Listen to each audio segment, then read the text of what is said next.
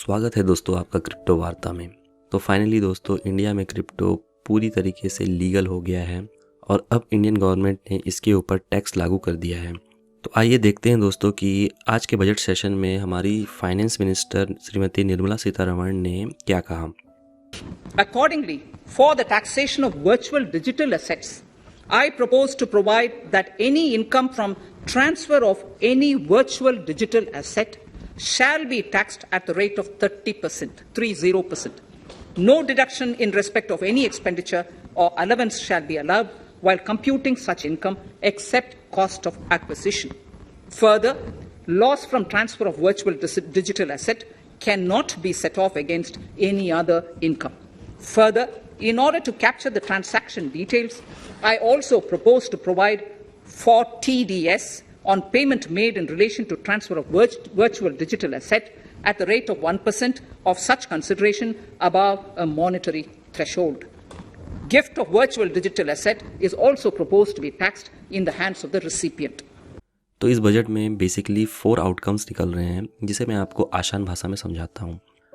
पहला तो है virtual digital asset will be taxed eight 30%।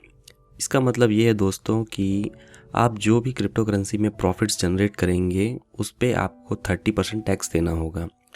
इसे मैं एक एग्जांपल के थ्रू आपको समझाता हूँ। सपोज दैट आपने 1000 रुपीज़ इन्वेस्ट करके उसे 1500 में कन्वर्ट कर लिया, तो आपको यहाँ पे प्रॉफिट हुआ 500 रुपीज़ का, तो आपको यहाँ पे 30% टैक्स देना होगा 500 रुपीज़ पे।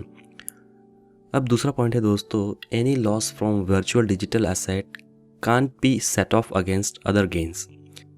इसका सिंपल मीनिंग ये है कि अगर आप किसी भी वर्चुअल एसेट में, इट मीन्स क्रिप्टो करेंसीज में अगर आपको लॉस होता है तो आप इस लॉस को किसी और बिजनेस के टैक्सेशन में कंपनसेट नहीं कर सकते हैं। इसके लिए मैं एक आपको एग्जांपल देता हूँ। सपोज दैट आपकी इलेक्ट्रॉनिक्स की शॉप है और वहाँ पे आपका इस साल बहुत ही ज़्यादा प्रॉफिट हुआ, लेकिन आप क्रिप्टो करेंसी में ट्रेड भी कर रहे हैं और आपको उसमें लॉस हो गया है। तो जब आप अपने शॉप वाले बिजनेस के लिए टैक्स पे करेंगे तो वहाँ पे आप अपने क्रिप्टो करेंसीज में हुए लॉस को नहीं दिखा सकते हैं। इट मीन्स आपका जो क्रिप्टो में प्रॉफिट लॉस होगा उसका टैक्सेशन ओनली सिर्फ क्रिप्टो में ही होगा, ना कि किसी और बिजनेस से में आप उसको कंपनसेट कर पाएंगे। अब हमारा तीसरा पॉइंट है, gifts of virtual digital asset will also be taxed in hands of the recipient.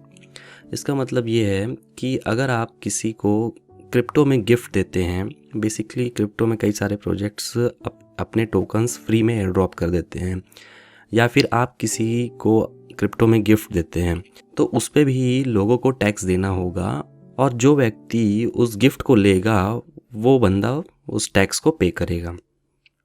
हमारा चौथा पॉइंट है, TDS will be imposed on payments for the transfer of crypto asset at the rate of 1% transaction over a certain threshold.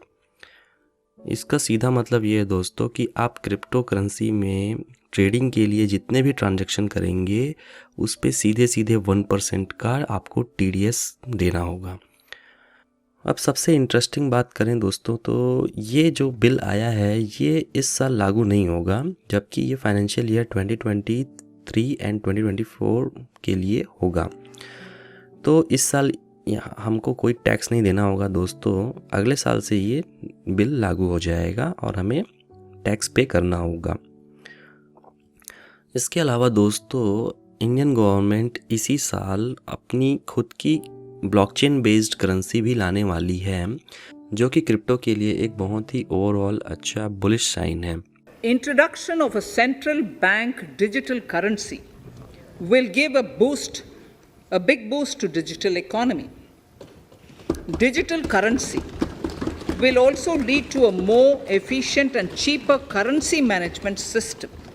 It is therefore proposed to introduce digital rupee using blockchain and other technologies to be issued by the Reserve Bank of India starting 2022 and 23.